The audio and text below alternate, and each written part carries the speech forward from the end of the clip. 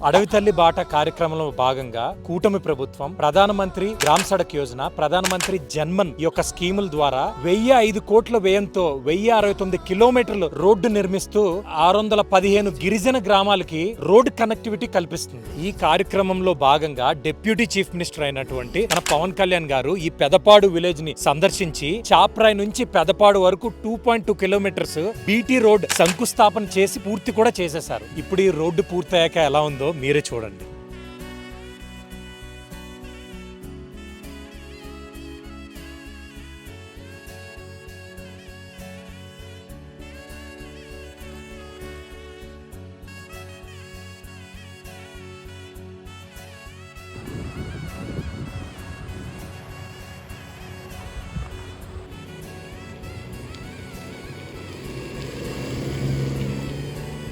Jai Janasena, Jai Hind.